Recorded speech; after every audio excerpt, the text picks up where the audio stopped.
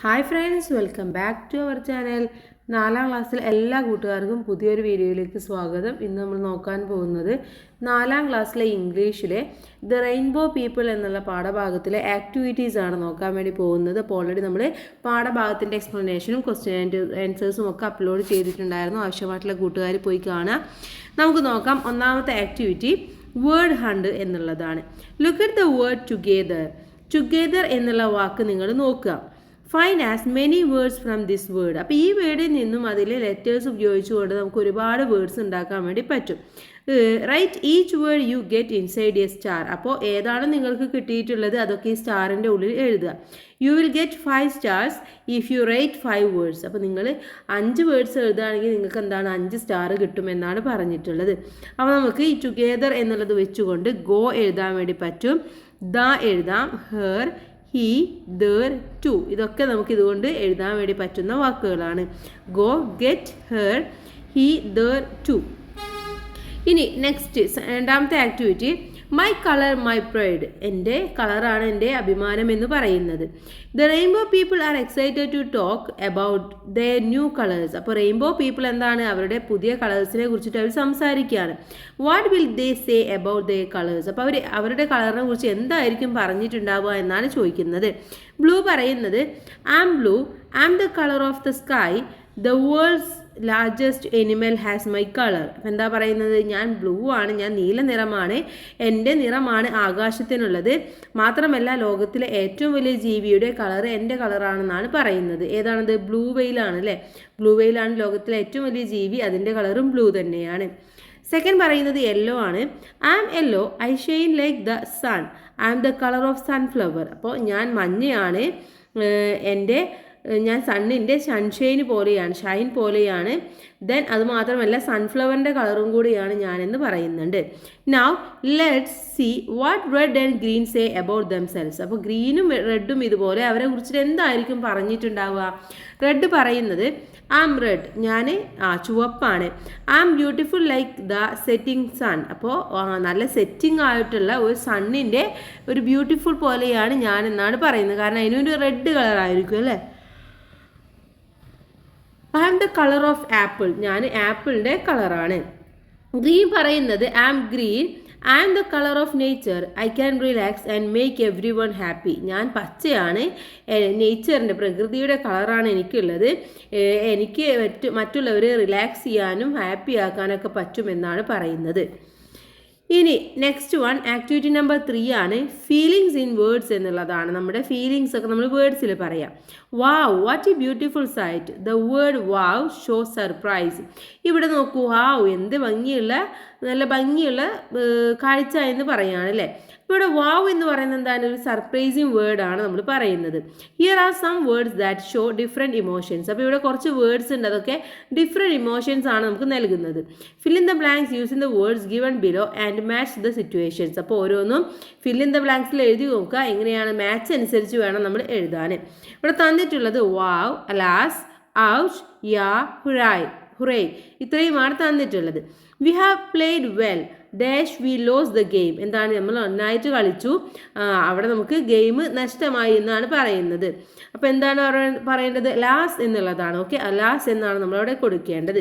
Second one dash our team has won the world cup this time. ഈ സമയത്ത് നമുക്ക് ഇന്ത്യയിലെ ഈ സമയത്ത് നമുക്ക് വേൾഡ് കപ്പ് എടുക്കണം, നമ്മുടെ ടീം വേൾഡ് കപ്പ് എടുക്കണം എന്നാണ് പറയുന്നത്. അപ്പോൾ അവിടെ ഹുറൈ എന്നുള്ളതാണ് നമ്മളവിടെ പറയാം, പെട്ടെന്ന് എന്നുള്ള അർത്ഥത്തിൽ. Then wow, what a fantastic match. Wow എന്ത് നല്ല മാച്ച് എന്നാണ് പറയുന്നത്. Next one you hit my hand. നീ എന്നെ ഹിറ്റ് ചെയ്തോ, അടിച്ചോ. I feel pain in my hand. എനിക്ക് എൻ്റെ കയ്യിൽ വേദന അനുഭവപ്പെടുന്നുണ്ട്. അപ്പോൾ അവിടെ എന്താണ്, ഓ എന്നുള്ളതാണ് അവിടെ ഉപയോഗിക്കേണ്ടത്. Then last one dash Bobby you have won the first prize. നിനക്ക് ഫസ്റ്റ് പ്രൈസ് ലഭിച്ചു എന്നാണ് പറയേണ്ടത്. അപ്പോൾ അവിടെ വാവ് എന്നോ അല്ലെങ്കിൽ കൺഗ്രാജുലേഷൻസ് എന്നോ നമുക്ക് പറയാൻ വേണ്ടി പറ്റും. Fourth activity we have seen the picture of colourful ribbons falling from the sky. Here is another picture, look at the picture and describe what you see. ഇവിടെ നോക്കി, ഈ ഒരു പിക്ചറിൽ സ്കൈയിൽ നിന്നും ഒരുപാട് റിബൺസും മറ്റുമൊക്കെയാണ് താഴേക്ക് വരുന്നത്. അപ്പോൾ ഈ പിക്ചർ നോക്കി നിങ്ങൾ ഇതിനെക്കുറിച്ചൊന്ന് ഡിസ്ക്രൈബ് ചെയ്യാനാണ് പറയുന്നത്. നമുക്ക് എന്തൊക്കെ എഴുതാം? In the picture, there are many children playing on the ground. They are happy and excited. ഇവിടെ ഈ ചിത്രത്തിൽ ഒരുപാട് കുട്ടികൾ ഗ്രൗണ്ടിൽ നിന്ന് കളിക്കുന്നുണ്ട്.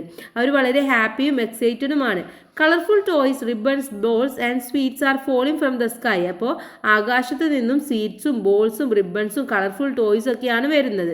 The children are trying to catch them. Some children have already pick up toys and sweets. അപ്പോൾ കുറച്ച് കുട്ടികളൊക്കെ ഇത് ക്യാച്ച് ചെയ്യാൻ വേണ്ടി ട്രൈ ചെയ്യുന്നുണ്ട്. മറ്റു ചിലർ ഓൾറെഡി ഇതൊക്കെ ടോയ്സും സ്വീറ്റ്സും ഒക്കെ എടുത്തു വെക്കുകയും ചെയ്തിട്ടുണ്ട്. There is a monkey sitting on the tree and looking at the children. അപ്പോൾ ആ മരത്തിലിരുന്നിട്ട് ഒരു മങ്കി കുട്ടികളെ ഇങ്ങനെ നോക്കിക്കൊണ്ടിരിക്കുകയാണ്. The sky is blue and the ground is sandy. ആ സ്കൈ വളരെ നീല നിറത്തിലും നിലം വളരെ സാൻഡിയും മണലുള്ളതും പോലെയാണ്. Everyone is having fun on this bright Sunday. അപ്പോൾ എല്ലാവരും വളരെയധികം ഒരു ഫണ്ണി ആയിട്ടുള്ള ഒരു സണ്ണി ഡേ ആണിതെന്നാണ് പറയുന്നത്. നല്ല വെയിലുള്ള ദിവസമാണെന്നാണ് പറയുന്നത്. നെക്സ്റ്റ് ആക്ടിവിറ്റി നമ്പർ 5 ആണ്. Colourful ribbons begin to fall from the sky. അപ്പോൾ നല്ല ഭംഗിയുള്ള കളർഫുൾ ആയിട്ടുള്ള റിബൺസ് ഒക്കെ ആകാശത്ത് നിന്ന് വീഴാൻ വേണ്ടി തുടങ്ങി അല്ലേ. Here the word colourful describes the ribbons. ഇവിടെ കളർഫുൾ എന്ന് പറയുന്നത് എന്താണ്? പല നിറത്തിൽ കളർഫുൾ ആയിട്ടുള്ളത് എന്നുള്ള അർത്ഥത്തിലാണ് അവിടെ പറയുന്നത്. അവിടെ റിബണിനെ ഡിസ്ക്രൈബ് ചെയ്യാൻ വേണ്ടി പറയുന്നതാണ്. Some describing words are given below. അപ്പോൾ താഴെ നമുക്ക് കുറച്ച് ഡിസ്ക്രൈബിംഗ് വേർഡ്സ് കൊടുത്തിട്ടുണ്ട്. Complete the sentences by choosing the most suitable word from the list. അപ്പോൾ ഈ ലിസ്റ്റിൽ നിന്നും ഏറ്റവും സ്യൂട്ടബിൾ ആയിട്ടുള്ള വേർഡ് നമ്മളവിടെ എടുത്തെഴുതണം. തന്നിട്ടുള്ളത് എന്തൊക്കെയാണ്? ബ്രൈറ്റ് എന്ന് പറഞ്ഞാൽ വളരെ തിളക്കമുള്ളത്.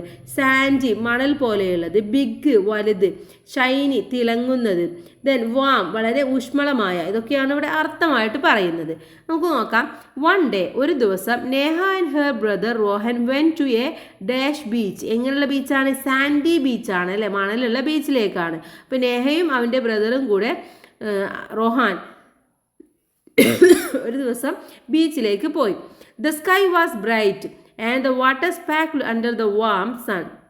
അപ്പോൾ സ്കൈ വളരെയധികം തിളങ്ങി നിൽക്കുകയും അതുപോലെ തന്നെ വാട്ടറൊക്കെ സ്പാർക്കിൾ ചെയ്യുന്നുണ്ട്, ഇങ്ങനെ തെറിച്ച് പോലെ പോകുന്നുണ്ട്.